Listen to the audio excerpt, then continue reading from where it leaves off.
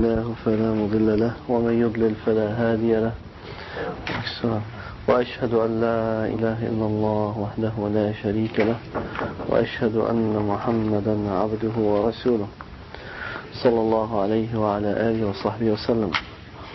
أما بعد, we continue our discussion of the manners of seeking the knowledge, and we have discussed many qualities that the seeker of knowledge should try to satisfy, and we covered a total of 13 qualities, and we have just a little bit left to cover of what is mentioned in this small book by Bakr Abu Zayd, حلية طالب العلم, or حلية طالب العلم. The last one we discovered was التحلي بالرفق, which means that the seeker of knowledge should be kind, should beautify himself with the quality of rifq, of kindness. He should avoid using rough or hard words, because soft words and the kind manner of talking to people brings them closer, even for those who are normally hard to control. As Allah Azza wa Jal says, ادفع بالتي هي أحسن فإذا الذي بينك وبينه عداوة كأنه ولي حميم, which means respond with that which is better, so that the one whom there is a hatred between you and him becomes like a very close friend. And there are many other evidences regarding this from the book and the Sunnah. So it is important to beautify oneself with rifq. And I think we discussed in our last meeting the hadith of Aisha radiallahu anha with the Jews, when she cursed them, and the Prophet sallallahu alaihi wasallam said, told her and instructed her that ما كان الرفق في شيء إلا زانه وما نزع من شيء إلا شانه. Rifq, kindness of words and attitude, was never put in something but it made it look better, and was never removed from something but made it look worse. So the next quality discussed here is التأمل, which means to contemplate or to think carefully about what you are doing and what you are saying. فإن من تأمل أدرك, the one who contemplates will understand and realize what he's doing. وقيل تأمل تدرك, فعليه فتأمل عند التكلم بماذا تتكلم وما هي عائدته. So when you want to speak, contemplate and think carefully about what you are about to say and what will be the result of it, the outcome of it. وتحرز في العبارة والأداء, and be careful in what statement you use and the way you present it. وتحرز في العبارة والأداء دون تعنت أو تحذلق, without trying to look, to sound very smart, or to be too harsh in the way or too stubborn in the way that you present your statements. وتأمل عند المذاكرة كيف تختار القالب المناسب للمعنى المراد. And also, when studying or discussing with others, think carefully and contemplate on how you would select the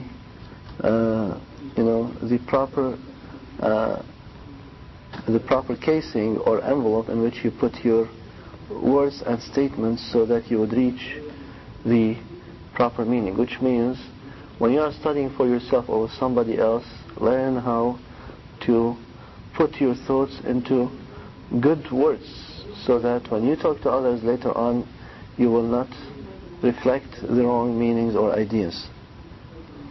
وتأمل عند سؤال السائل كيف تتفهم السؤال على وجهه حتى لا يحتمل وجهين وهكذا. Also, when somebody asks you a question, contemplate on his question. Make sure that you understand the question properly, so that it would not, when you answer him, your answer would not be taken to mean one of two meanings, and so on. So be careful, which means, in any action that you take related to your seeking the knowledge or later on conveying the knowledge that you sought, you should be like a person who is walking in a dark place and who wants to make sure that he doesn't put his foot except in a safe on safe and firm land. So every time you raise your foot to put it somewhere, make sure that you put it in a firm place, and then the next foot, and so on. So that's what he means by ta'ammul. Contemplate on your actions, be careful and thorough in doing them the proper way. And finally, he mentions الثبات والتثبت. الثبات, firmness, والتثبت, to make sure of what you hear or what you understand. تحلى بالثبات والتثبت لا سيما في الملمات والمهمات, especially in the hard and serious situations. ومنه الصبر والثبات في التلقي, and among that is to be patient and firm, steadfast in seeking and taking the knowledge. وطي الساعات في الطلب على الأشياخ, and to spend hours on hours in seeking the knowledge from the scholars. فإن من ثبت نبت, as they say, because the one who is firm will grow, which means will grow in knowledge. If somebody wants the knowledge to come to him and he is sitting like somebody putting a spoon into his mouth to pour the knowledge into it, then he will never reach except a certain level, and that's it. Whenever somebody is beneficent to him or charitable to him to give him something, he will take it and might benefit from it. But the one who really will benefit and grow fast is the one who will be aggressive in seeking the knowledge. He'll go and spend the time with the scholars and try his best to learn from this one and this one and this one and so on. So this is this covers the first part of this book, which is آداب الطالب في نفسه, the manners of what manners should be satisfied in the one who is seeking the knowledge, or what manners he should satisfy in himself. That is, he himself, what qualities should be present in him to seek the knowledge. Now there are other chapters in this book which discuss other matters. The next chapter is كيفية الطلب والتلقي. He gives a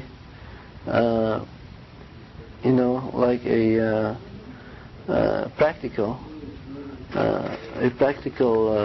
proposal of how to seek the knowledge and what are the levels of seeking the knowledge.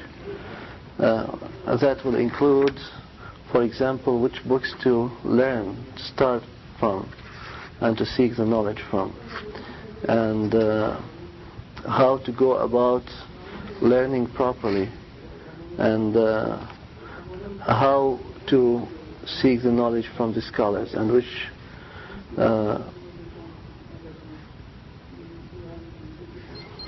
and the importance of seeking the knowledge from scholars instead of being independent and seeking the knowledge by oneself. And then after that, the next chapter is about the adab, or the manners that the seeker of knowledge should satisfy his sheikh, with his teacher, how he should, seek the knowledge from him, what kind of, which sheikhs he should have, and how to, deal with them. And then the next chapter he has is about the manners that one should satisfy in dealing with his friends and companions who are studying the knowledge with him. It's a very short chapter. And then after that, the adab, or the manner that the seeker of knowledge should have in his life as a seeker of knowledge. So other than, this is in addition to the to the qualities that one should have, like like instinctive almost characters in himself. In addition, he should have some qualities related specifically to seeking the knowledge, and that is what is discussed in that chapter, and we can cover them quickly now, inshallah.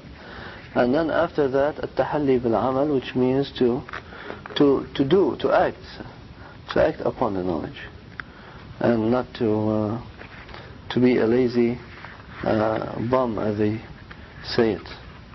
So to have the honor, or to have the feeling of honor that he does not want to rely on others when he's a seeker of knowledge, but he wants to be independent of people by working and also by acting upon his knowledge, so that he would earn his living, and also he would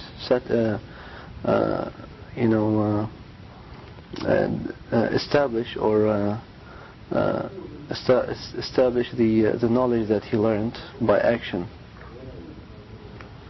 And finally, he gives the last chapter of this book is about warnings, what things a person should avoid when he is seeking the knowledge. Okay, so now we go over آداب طالب العلم في حياته العلمية, what manners or characters should be present or satisfied in the one who seeks the knowledge in relation to his seeking the knowledge, in his life as a seeker of knowledge. And he mentions several characters. First, كبر الهمة في العلم, which means he should have the strong determination in seeking the knowledge. And second, النهمة في الطلب, النهمة في الطلب, which means he should be like hungry in seeking in his seeking of the knowledge. He should be like a hungry person who jumps over the food. So that's how he should be running after the knowledge. And الرحلة في طلب العلم, which means he should travel in seeking the knowledge, which means he should exert efforts in seeking the knowledge, as we said earlier, and not expect that the knowledge will just come to him while he's sitting in his house. And next, حفظ العلم كتابة, which means he should record the knowledge by writing. He should preserve the knowledge by writing, because that is how the knowledge will be preserved. Otherwise, people would just listen and remember things and forget other things. But when they write down, they will remember more, and also all what they hear will be preserved in what they wrote. And then حفظ الرعاية, which means, he means by this is that حفظ الرعاية is preserving I don't know how to translate it actually. Ri'aya means to take care of something, and حفظها means to preserve that, preserve the caretaking of things. And by this he is referring specifically to taking care of this knowledge by that one attains by acting upon it and by adhering to the sunnah of the Prophet ﷺ in what he learned.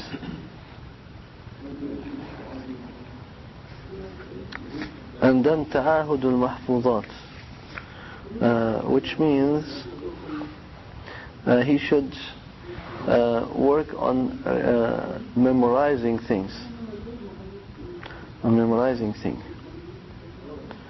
And he is referring to the hadith in Bukhari and Muslim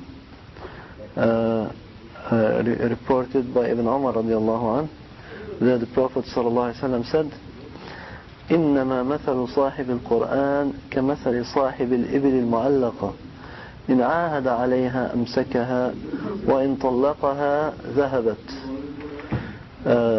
Which means the example of the one who carries the Qur'an, which means who memorizes the Qur'an, is like the one who has tied camels. So if he is careful about them, which means he's careful that they remain tied and so on, then he will keep them. And if he is not careful, which means he lets them go loose, then they will go away, they will be lost. So, and the scholars, as Ibn Abdul Barr rahimahullah says, that this gives a dalil that the one who does not memorize the knowledge, take care of memorizing it, then it will go away from him. And at that time, the knowledge was the Qur'an, but later on it became much more than that, which means added to the Qur'an were the other things, the Sunnah and the other types of knowledge that derive from them or relate to them. And then the next that he mentions is التفقه بتخريج الفروع على الأصول, which means to gain the understanding of the knowledge by relating the specific cases to the general or fundamental cases. Okay, تخريج الفروع على الأصول. So you have the general rules or the general cases or the foundation, the fundamental rules, and all the furu' or the branches should be related to these foundations. And then the next one is اللجوء إلى الله تعالى في الطلب والتحصيل, is that one should turn to Allah Azza wa Jal deliberately and sincerely, asking Him and requesting from Him to enable one to seek the knowledge and to gather it. And the next one is al-amanatul ilmiyya, which means one should have the honesty of knowledge, which means that usually this refers to relate and report to each person what he has done, and not to claim things that others have done and attribute them to himself, because this is a kind of dishonesty and stealing, even though it is not material, but it is stealing, and it could be turned into a material theft in our time. But one should preserve the knowledge or preserve the amana, the honesty, so that he would not steal knowledge from others. And as Allah Azza wa Jal says, إِنَّ الَّذِينَ يُحِبُّونَ أَن يُحْمَدُوا what is the beginning of this? إِنَّ الَّذِينَ يَفْرَحُونَ بِمَا أَتَوْا إِنَّ الَّذِينَ يَفْرَحُونَ بِمَا أَتَوْا وَيُحِبُّونَ أَن يُحْمَدُوا بِمَا لَمْ يَفْعَلُوا فَلَا تَحْسَبَنَّهُمْ بِمَفَازَةٍ مِنَ الْعَذَابِ وَلَهُمْ عَذَابٌ أَلِيمٌ. Those who will be who are يَفْرَحُونَ بِمَا أَتَوْا. When they do something, they become arrogant about it. Look how they did. They start boasting about it. وَيَحِبُّونَ أَن يُحْمَدُوا بِمَا لَمْ يَفْعَلُوا. And they like or love to be praised for things that they did not do. Then do not think that they will be secure from the punishment, and they will have a severe punishment. وَلَهُمْ عَذَابٌ أَلِيمٌ.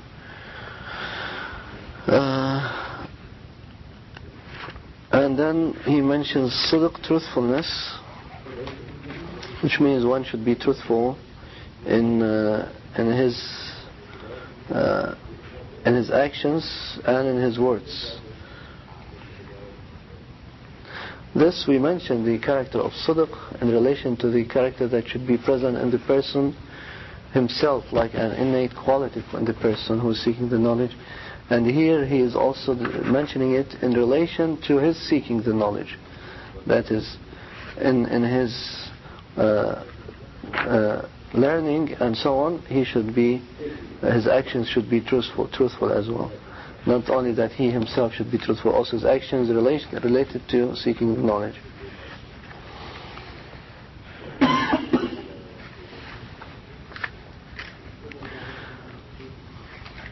And then he mentioned the thing that the shelter of the seeker of knowledge. The shelter of the seeker of knowledge, he mentions briefly and quickly that جُنَّةُ الْعَالِمِ لَا أَدْرِي. The protection of the scholar is to say, I do not know. وَيَهْتِكُ حِجَابَهَا الْإِسْتِنْكَافُ مِنْهَا. And it is, what is against it or what destroys it is to turn away from it, not to approach it, which means for someone who thinks that he knows everything, and whenever somebody asks him, he wants to give an answer. This would be terrible. So the protection of the scholar is to say, لا أدري.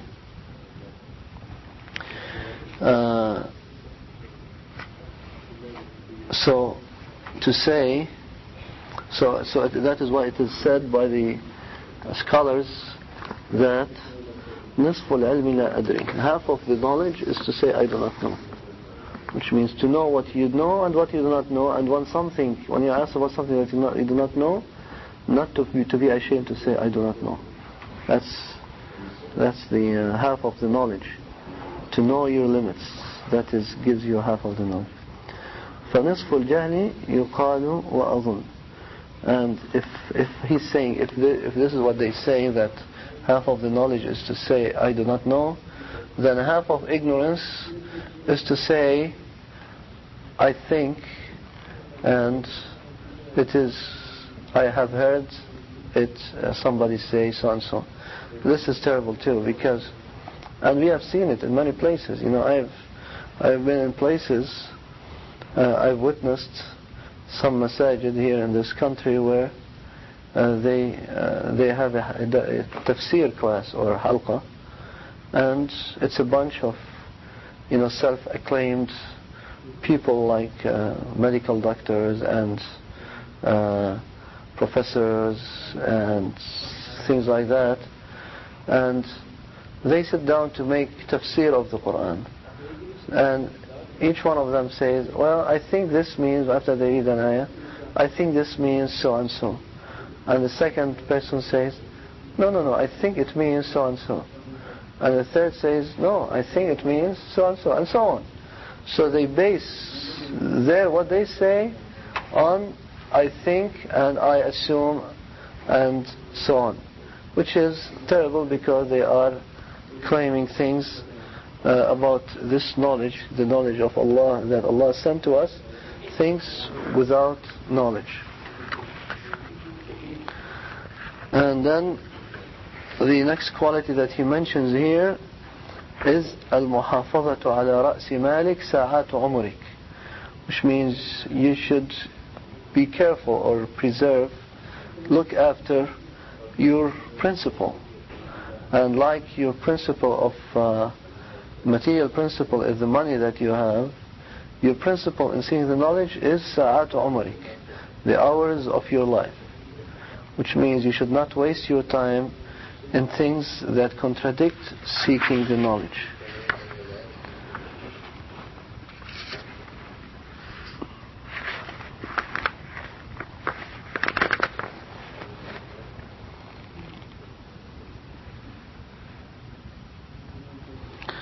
قال أسامة بن منقذ قال أسامة بن منقذ مع 80 عاث الضعف في جسدي وساءني ضعف رجلي واضطراب يدي إذا كتبت فخطي خط مضطرب كخط مرتعش الكفين مرتعدي فأعجب لضعف يدي عن حملها قلما من بعد حمل القنا في لبة الأسد فقل لمن يتمنى طول مدته هذه عواقب طول العمر والمدد.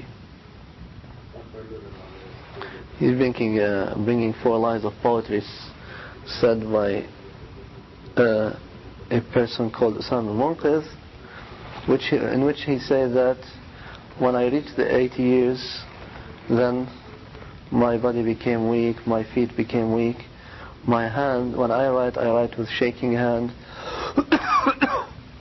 and I'm surprised how my hands have become weak in carrying the pen when they used to be strong in the past, in carrying the spears in the fighting the strong enemies. So tell anyone who hopes to live long that this is what happens after long age. So basically what he's saying here is that you should realize that as you grow older, you become weaker, and therefore weaker in all respects, and therefore one should make benefit of his early years and his time to learn more of the beneficent knowledge. And the next character he mentions here is Ijmam al-Nafs, which means to give breaks to yourself. Don't be too hard on yourself without giving it breaks at all, but give it from time to time, give it a break so that it will become fresh again and ready to seek more knowledge.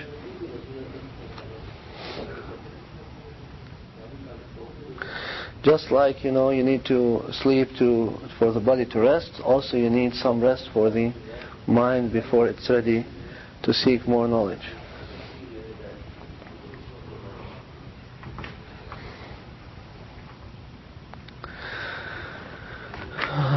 Okay. We should learn to ask good questions to the scholars, and you should ask to learn, not to test or to show how much you know or things like that. Because some people ask a question just because they learned something, they read something, and they want to see if this scholar or teacher knows what they have just learned.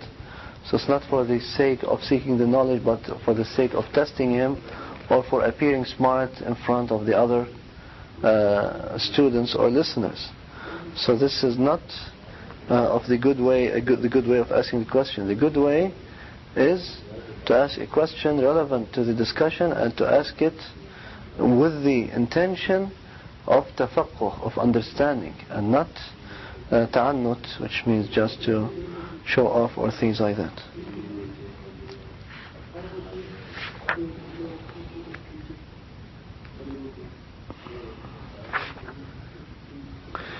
The seeker of the knowledge should get used to going into the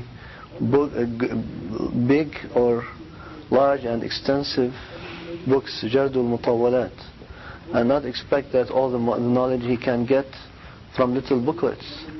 So he should get used to going into those great books written by the great scholars of the Ummah.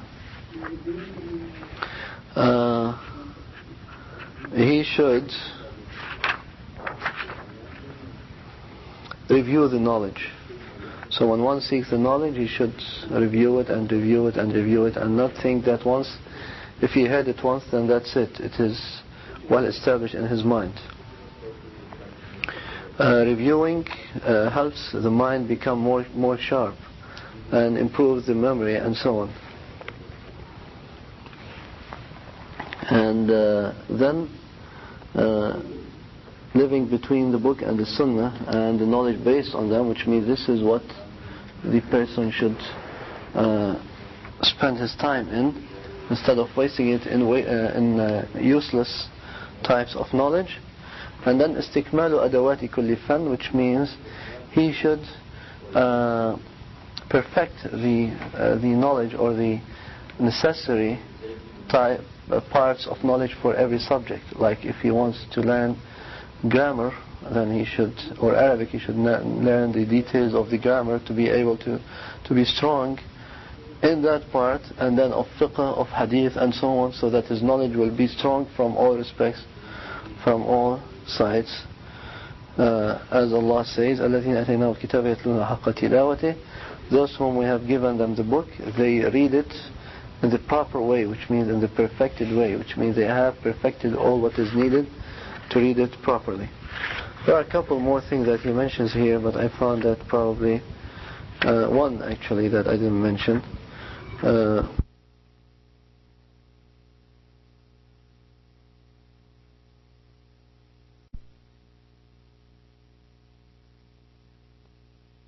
So inshallah, with this meeting, we try to summarize the discussion regarding the manners of seeking knowledge.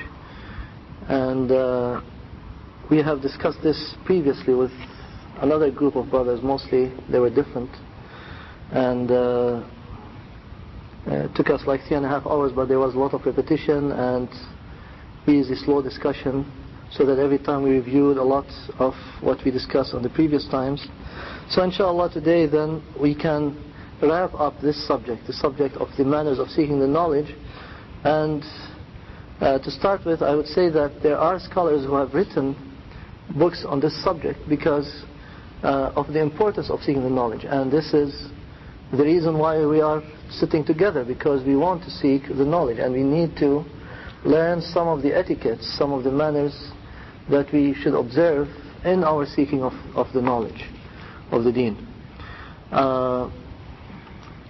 So the scholars have written books, as I said, to direct their students and those who want to seek the knowledge on how to, or what they should do in order for their seeking of the knowledge to be most fruitful. What we have done before is our main reference in the discussion was حلية طالب العلم by Sheikh Bakr Abu Zaid.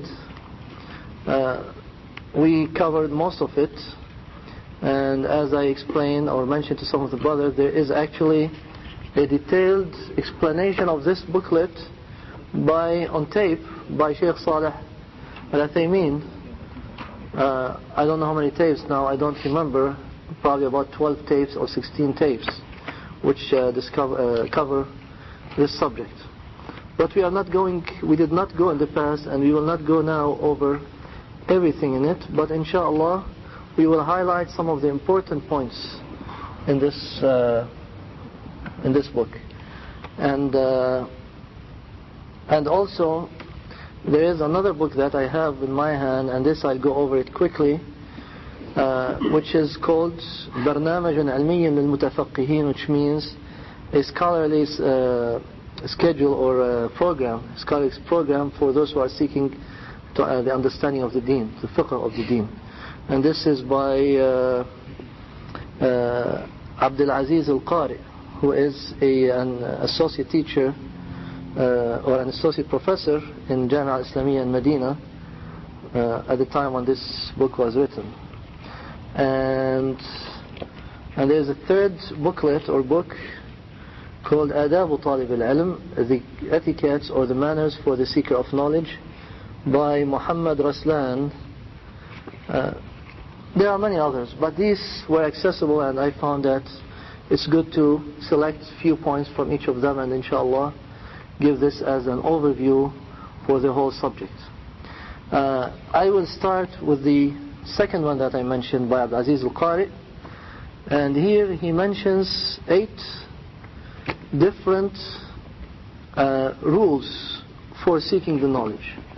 And since these overlap with many of what we have mentioned before, therefore this will help also be like a review for the subject, inshallah. So the rules that he mentions, he says that first,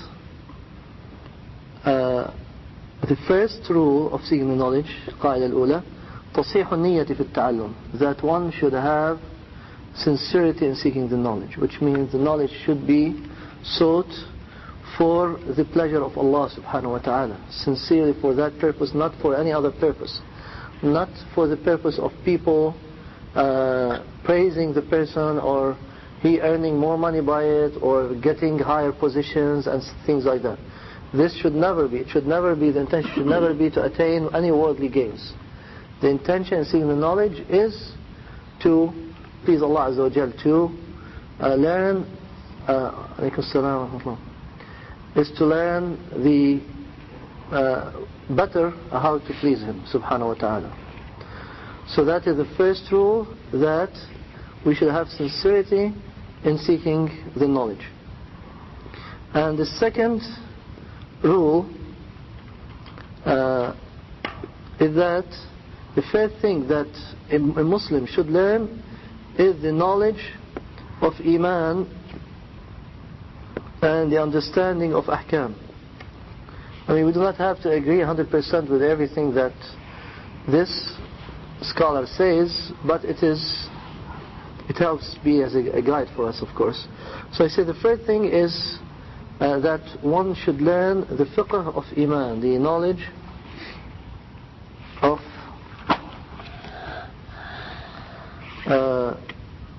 the first thing, fiqh al-Iman, the knowledge of Iman, which means start with the most important things first. Don't waste your time with the branches before you deal with the foundation. So that is fiqh al-Iman, means Tawheed. And fiqh al-Ahkam, or the knowledge of Ahkam, means how to conduct your worship, your acts of worship in a correct way. And the third rule is that in seeking, which means, the second rule is that we should get busy with the most important things first. That's what it is. So don't get busy with the lesser things. Do the aham, as the poet said, العلم إن طلبته كثير والعمر عن تحصيله قصير فقدم الأهم منه فالأهم. Which means ilm, knowledge, if you want to seek it, it's huge, it's very great, very vast. وَالْعُمْرُ عَنْ تَحْصِيلِهِ قَصِيرٌ, and the lifetime in regards to pursuing it is short. فَقَدِّمِ الْأَهَمَّ مِنْهُ فَالْأَهَمُ, so put forward the most important, then the next most important of it, which means seek the most important, then the next most important, and so on. The third rule,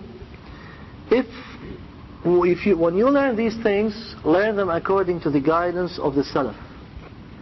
When you learn these, learn them according to the guidance of the Salaf. So the first rule is sincerity. The second rule, get busy with the most important things first. The third, and the most important of all the most important things, is Tawheed, of course, the beliefs, and then how to properly worship Allah subhanahu wa ta'ala. The third rule is that in our seeking this knowledge, we have the understanding of Tawheed and Ibadat and so on, we should follow the guidance of the Salaf, the early scholars of Islam.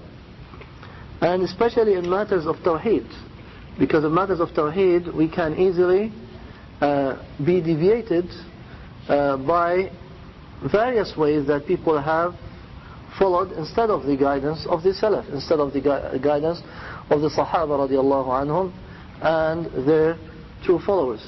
We can be influenced, for example, by the beliefs of the Shia. We can be influenced by the beliefs of the Mu'tazila and those who use the philosophical approach in their understanding of the deen. We can be influenced by the methods or the approach of the Sufis, and the Sufis themselves, they have so many numerous ways, the worst of which is the people of hulul, who believe that Allah enters or overlaps with everything else. like something similar to what the Christians believe regarding him, or regarding the Holy Spirit, which they believe is part of him. So the beliefs of these are examples. The Shia, the Mu'tazila, the Sufis, and so on. These are examples of people of Bid'ah who could. Or there's Batiniya, like Ismailiyya, like Nusayriyya, like Rawafid, those who have secret beliefs.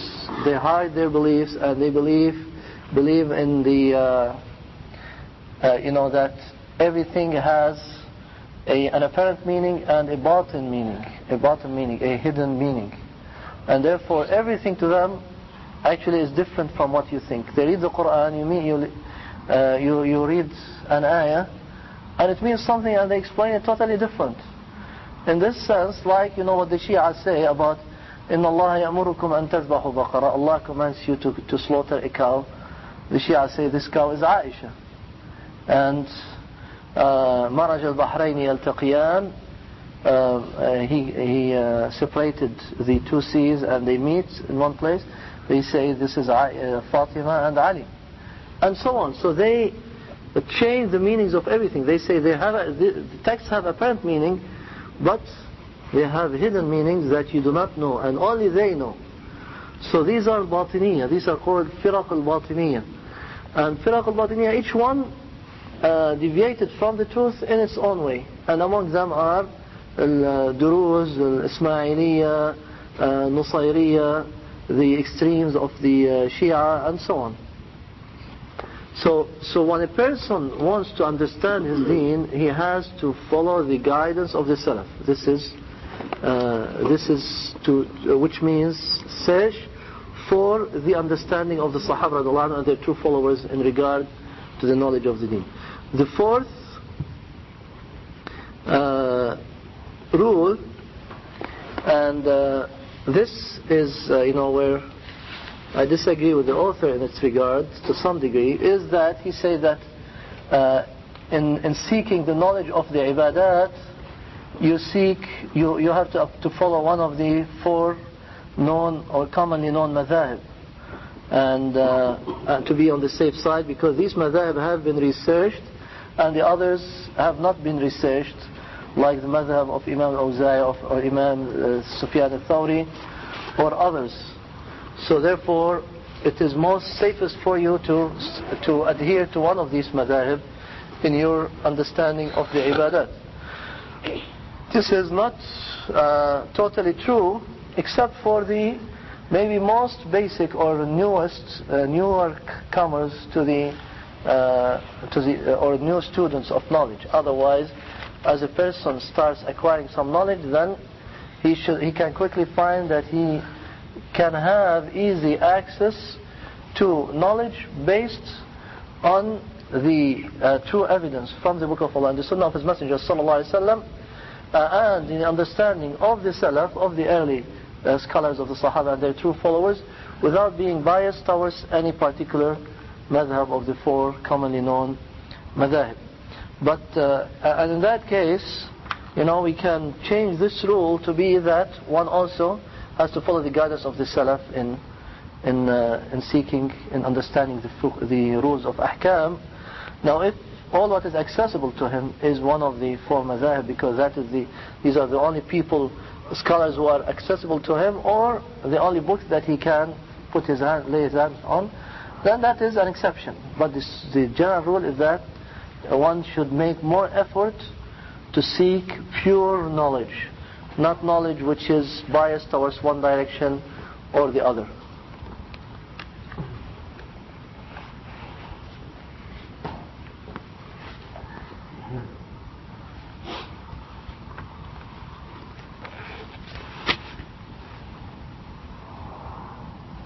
Okay, the fifth rule is that you should beware of being rigid in dealing with other people. Rigidity and asabiyya, which means to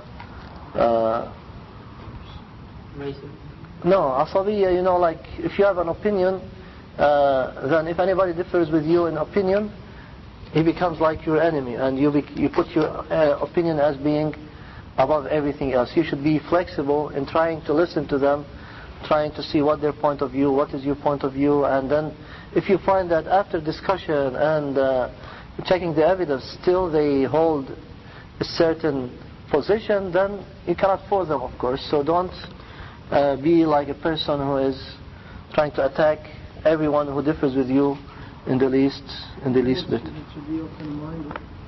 Yeah, open-minded or flexible in dealing with people who differ with you. And as you know, that this led the asabiyya, or the partyism you can call it, in regard to madhabiyya, has caused some people to even fight each other and kill each other in the ages of decline of the Muslim Ummah a few centuries ago. So that, you know, the Hanafis will fight against the Shafi'is about certain issues that they disagree with them about, and so on. And it is interesting to see that in the ages of decline, those ages of decline, you find in some of the books of fiqh of some of these madhahib a question like, when the people of Jannah enter the Jannah, what will their madhab be in Jannah? Hanafi or Shafi'i or Maliki or Hanbali? And then another question they ask, when Isa comes down at the end of time, according to which madhab will he pray of the four madhahib? So they think that must be one of these four madhahib, and of course the Shia will say he will be praying according to our madhab. The Ahnaf will say, yeah, I don't know, maybe they just came, and the others will say with our madhab, and so on. The sixth rule is to deal with the practical aspects of seeking the knowledge, and not turn. This is somewhat related to the rule that we mentioned, rule number 2, which we said you put forth, or you get busy with the most important things first. So this is somewhat related to it, and we said the most important things are tawheed and fiqh, or fiqh of the to know how to worship Allah Azza wa Jal. Now this is saying that don't waste the time in the impractical issues, but concentrate on the practical issues. So things which are assumptions, like what happens if such and such, or some very tiny issues, delicate issues that would be of importance, would not be of importance. I mean, would be some matters that have been discussed by some scholars for some occasion, but they are not really of much weight in the matters, in the seeking of knowledge. You find that some people waste their times on these, which of course will divert them from the more important thing, which is dealing with the more basic and important matter that they need to learn.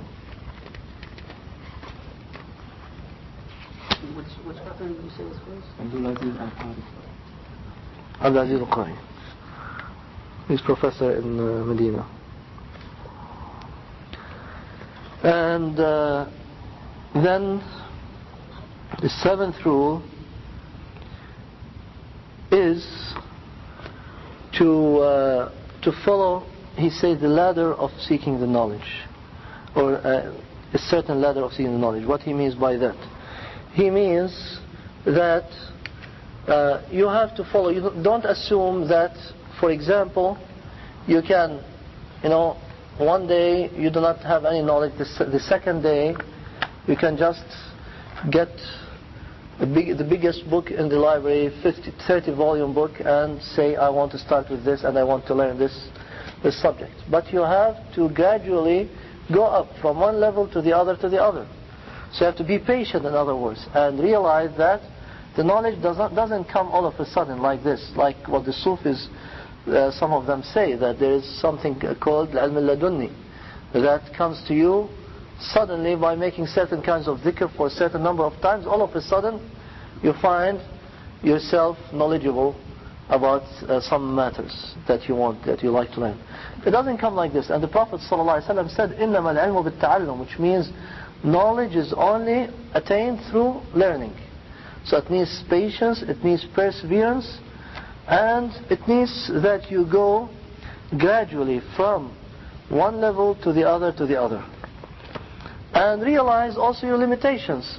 Because some people learn a little bit of knowledge and they think that they have the fullest knowledge in the world. So some people read a small book on fiqh and they start making fatawi like they are the Shaykh al-Islam. They start saying, why are you doing this? This is haram, this is halal, you are mubtada, you are fasiq, you are etc. etc. And they themselves do not know anything yet. So be very reserved about yourself in the matters of seeking the knowledge. Take it one step at a time and realize, understand that it needs patience and you have to spend the time for it before it comes to you. Needed by it for it before it comes to you. So before one gets the book Siyar A'lam Nubala, for example, which discusses the biographies of the reporters of hadith from the Sahaba down in time, and take it and start opening it and wants to verify a hadith whether it's sahih or da'if, he has before that a long road to study of what is the meaning of ulum al-hadith, what is the study the basic books of ulum al-hadith, then the more advanced, Muqaddimat ibn Salah, then more advanced, and sit with the scholars of knowledge, see how of hadith, see how they make their judgments on the hadith. Then at that point you probably are at a level where you can pick that book and check the narrators in it and see if this hadith is authentic or not.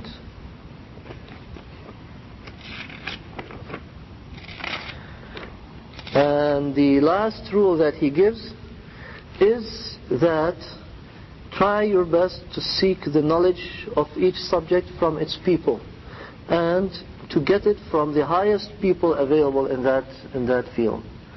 So go to the akabir rather than the asagir, which means if you can reach the higher level scholars, don't go to those who are lesser than them in seeking the knowledge. Because the big scholars, they have many students under them, and these students differ among themselves. And if you learn from some of them, his knowledge will not agree with the other one or the third one. So, but if you go to the source, your knowledge is more mature, better established, and less confused than if you go to the lesser. This is of course not always possible, but what he means is as much as possible. If you can get to a higher person for seeking the knowledge, don't go to the one who is lesser than him. And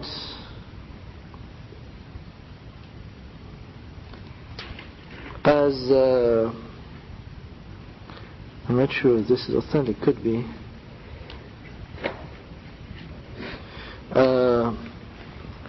He brings a hadith here which says that إِنَّ مِنْ أَشْرَاطِ السَّاعَةِ أَن يُلْتَمَسَ الْعِلْمُ عِنْدَ الْأَصَاغِرِ. There are some other hadiths which are close to it in meaning, that are authentic. He says one of the signs of the hour is that the knowledge will be sought from al-asagir, from the lesser people. Okay, so this is basically the whole book. I summarized it to you, and this gives you 8 important rules for seeking the knowledge, as I said. There are other things that we covered here which are not covered in that book, and we still got about 5 or 7 minutes that we can deal with them.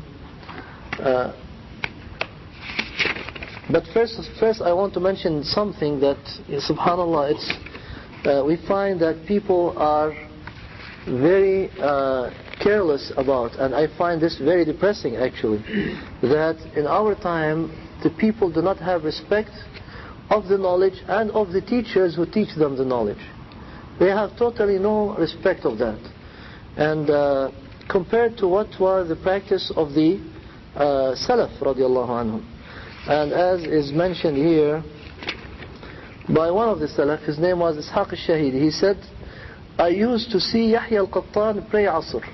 Yahya al-Qattan was one of the great scholars of the early Salaf. He was teacher of Yahya al-Qattan. He was the teacher of Imam Ahmad and a large number of scholars of that caliber, you know. So Imam Yahya al-Qattan, he saw him pray Asr, then sit towards the minaret of the masjid, puts his back, sits down and supports his back to the minaret of the masjid. And in front of him, he would see Ali ibn al-Madini. Ali ibn al-Madini is a very famous scholar. Al-Shazakuni, Amr ibn Ali, Ahmad bin Hanbal, Yahya bin Ma'in. You know, some of the greatest scholars of the time, يسألونه في الحديث. They would stand around him. He's sitting and his back to the wall, and they are standing up around him. وهم قيام على أرجلهم, standing up on their feet. إلى أن تحين صلاة المغرب, until the Maghrib time comes. لا يقول لواحد منهم اجلس, and he would not tell any one of them sit down. ولا يجلسون هيبة له وإعظاما, and they would not dare to sit down because of that they have so much awe for him in their hearts and respect. So we are not asking for of course we are not saying that the people should be excessive in their respect and respect towards the knowledge and the people who teach them the knowledge, but there should be some respect, and unfortunately we see that this is totally lacking in our time. Totally lacking in our time.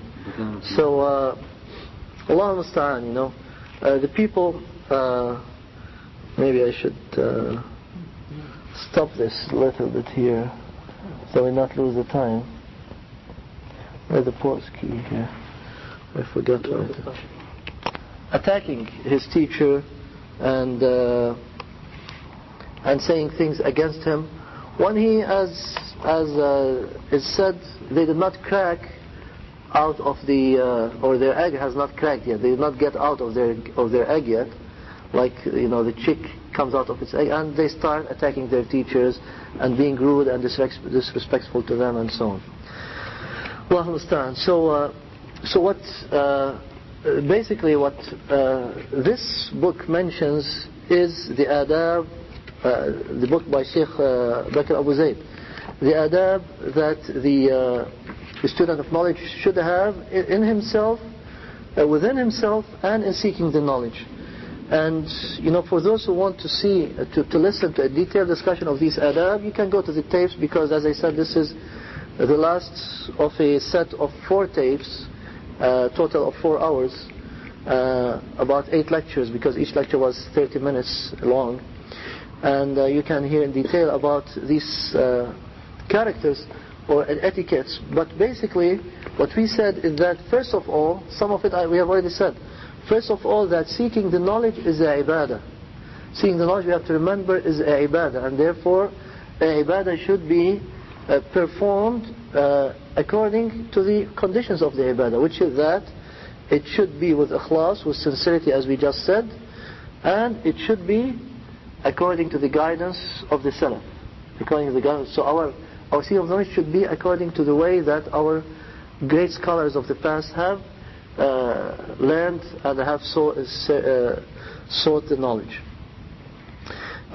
In seeking the knowledge, one should be fearful of Allah, watchful of Him, always realizing that Allah is close to him and observing him and observing every single action of him. Be humble, be satisfied, be in his appearance, in his manners, in his practice, always adorn himself with the appearance of knowledge. That you are a student of knowledge, so you should have the appearance, the tranquility, the character of a person who is seeking the knowledge. He should stay away from mixing with the people who would not help him seek the knowledge, or people who are usually involved in futile matters. He should be kind to people. He should